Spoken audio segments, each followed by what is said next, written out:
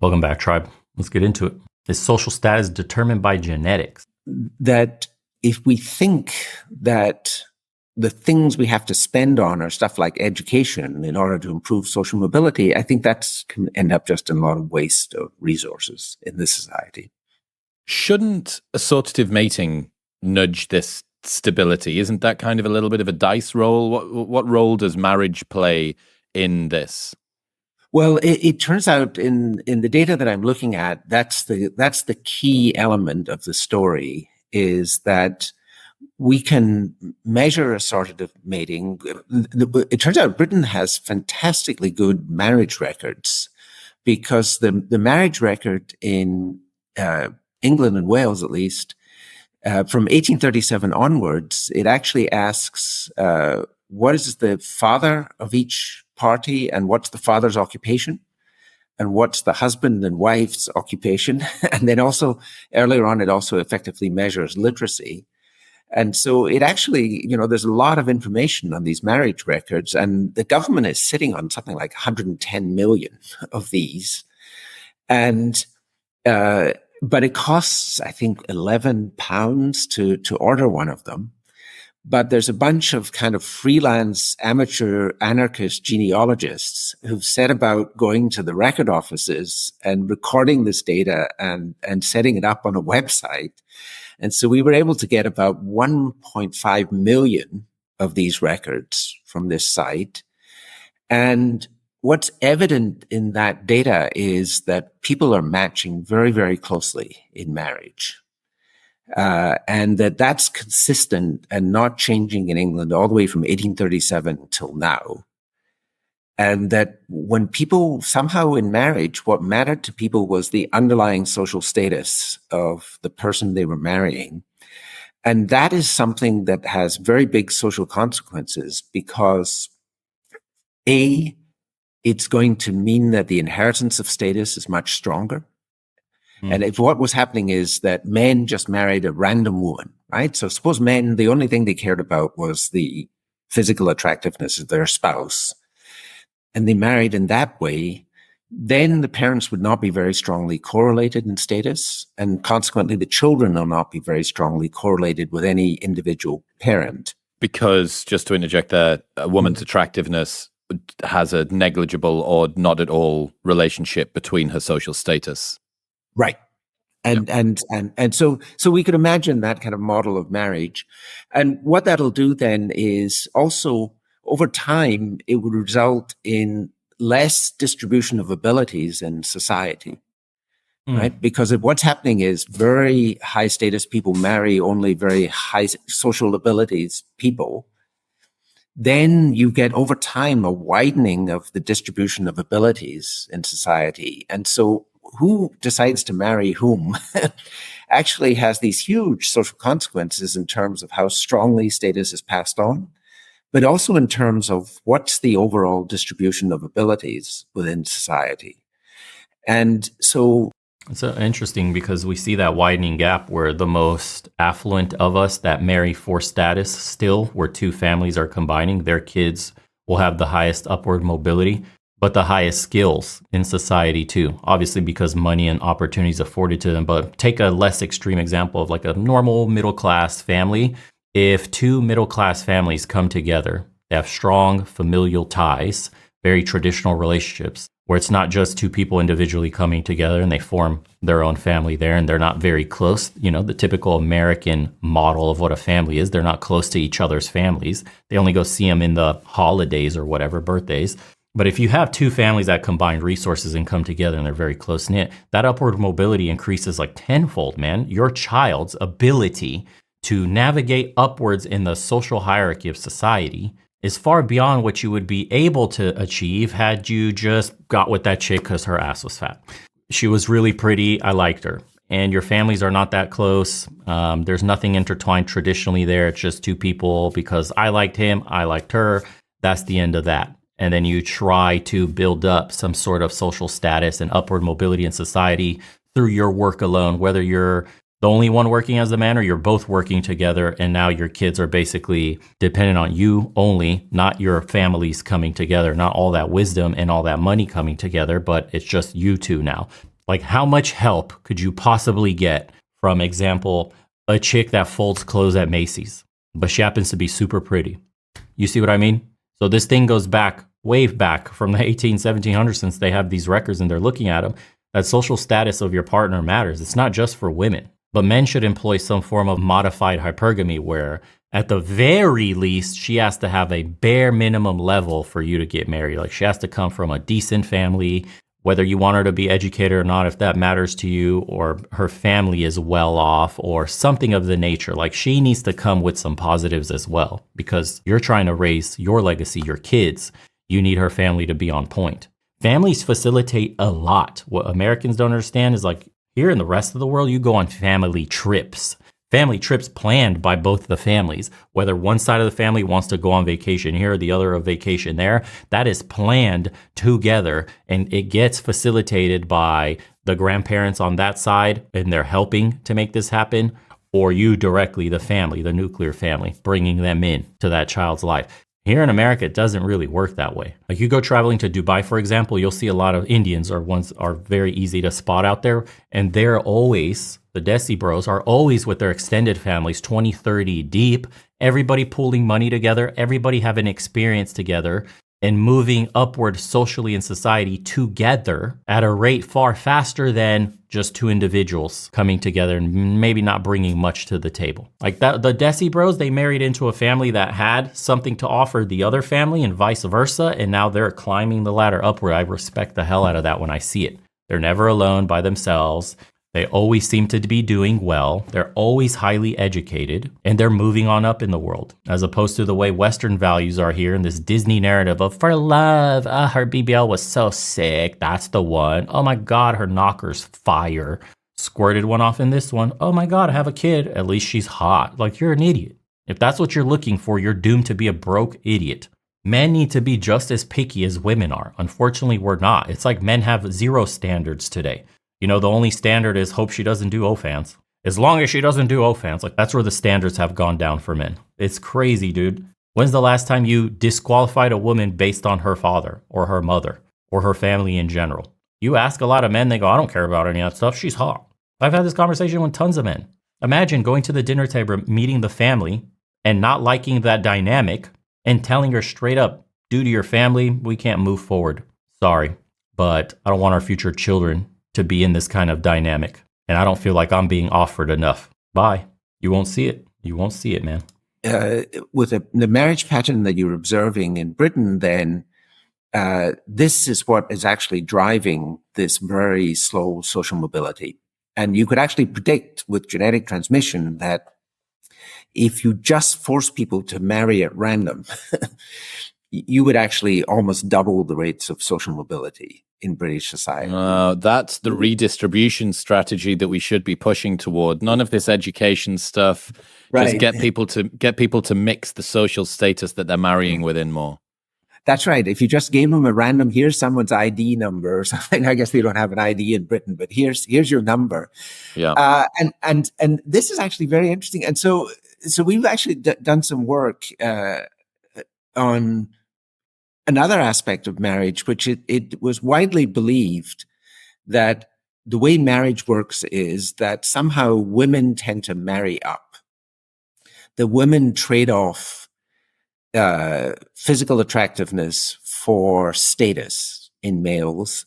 And studies definitely show that when people report their kind of ideal marriage partner, that women report more about income or education, stuff like that, and men report more about physical appearance, right? And so we were expecting potentially in this data to find that when we had this huge collection of marriages, that women on average would be somehow moving upwards in this, pattern, and men would be marrying women of somewhat lower status.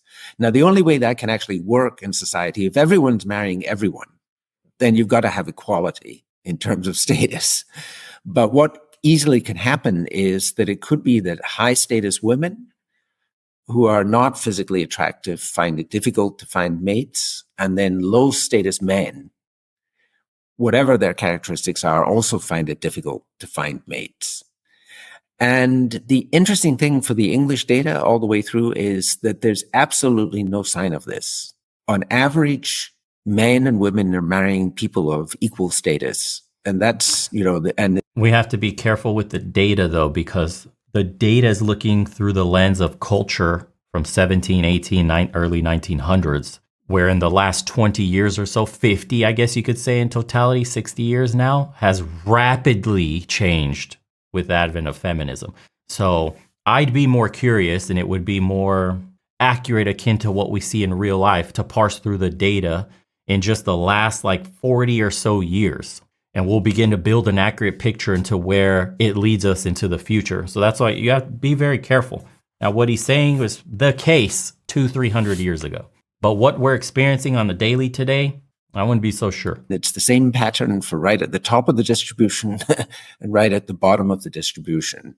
And so somehow the way marriage is operating in practice. And I say that because we've actually had a massive leap forward in human advancement through technology, industry, industrialization in general. I mean, that we couldn't foresee the world we had today with somebody in 1750. Imagine. Now, the difference between 1750 and 1850, probably not that different. We didn't experience this explosion and modification of human culture through technological advances. This is that people are just matching up mainly on their kind of social status, and that you're actually not getting this, as I say, marrying up by women or marrying down by men. And so that's a kind of interesting social aspect of our society, which is, why do people choose to marry in that way, right? It's not obvious that that's going to be the happiest marriage or the ideal marriage.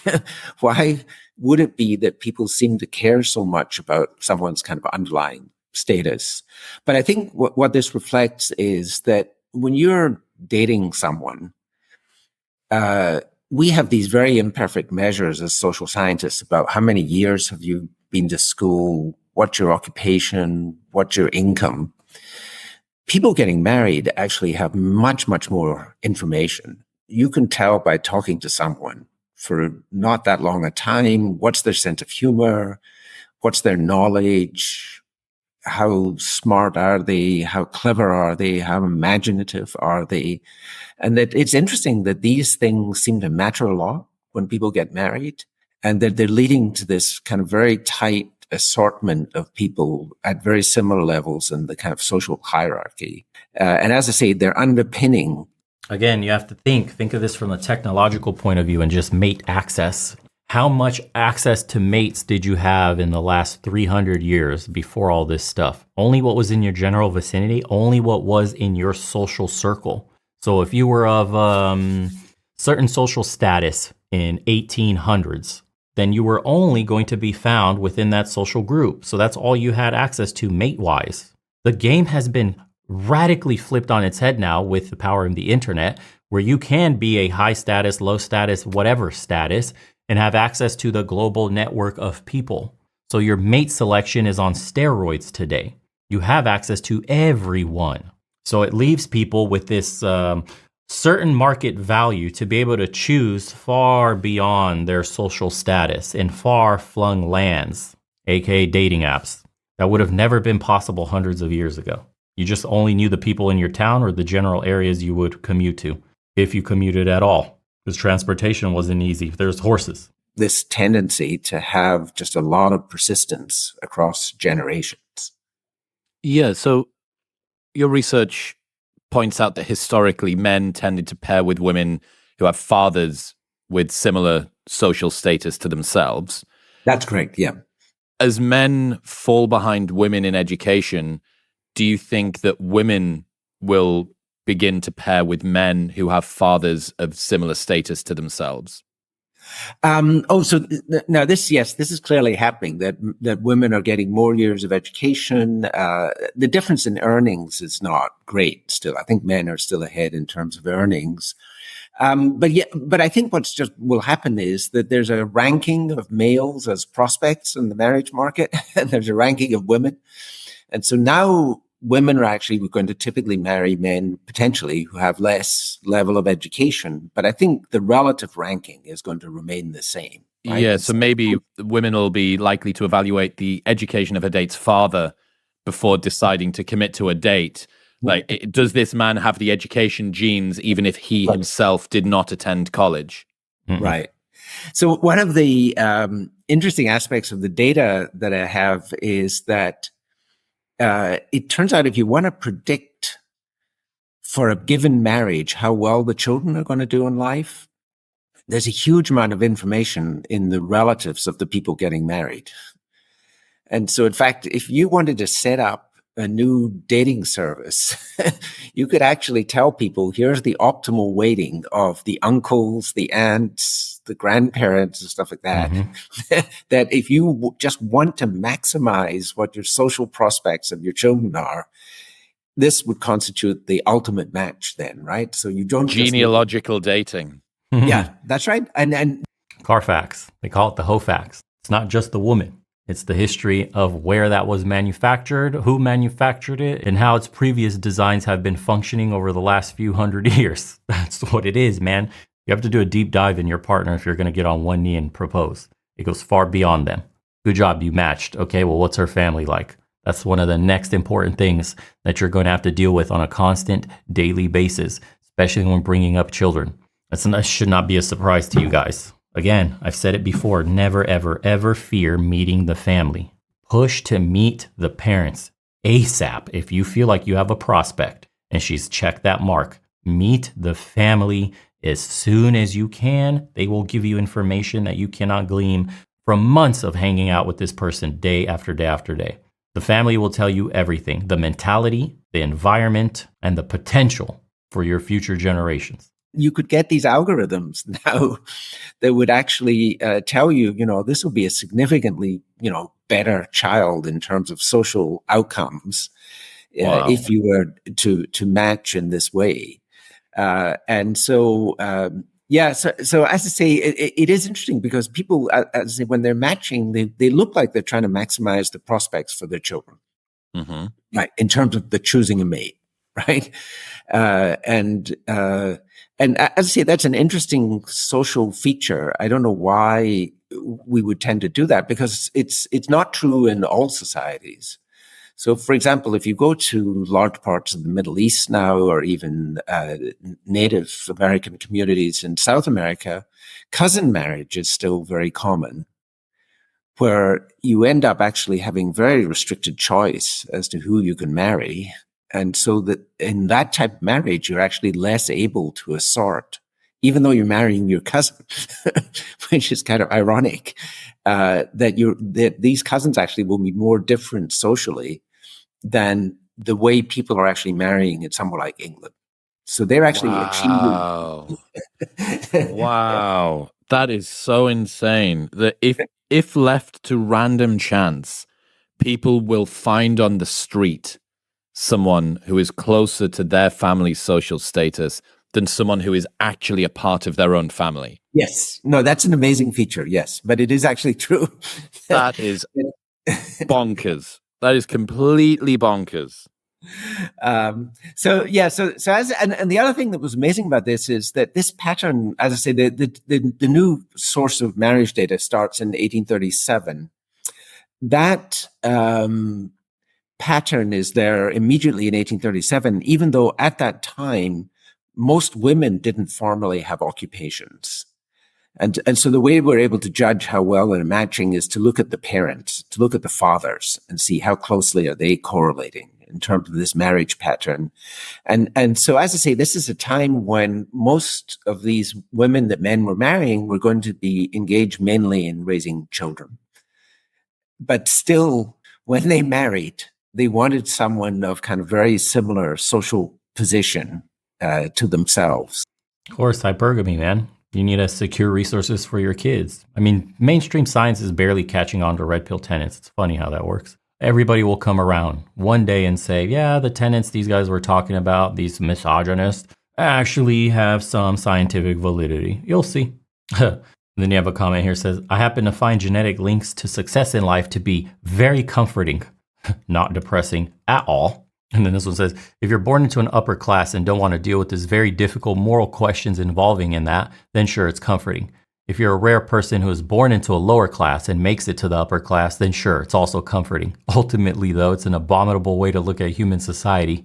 If you have any aspirations towards healing happening at the planetary level, as opposed to more and more domination, war, and exploitation, which will eventually end as we realize that there's a limit to predatory and parasitic relationships as we kill our hosts. And then we have a bit of a spicy one here that says, this is a conversation you have when you're scared to speak about race, genetics, and IQ.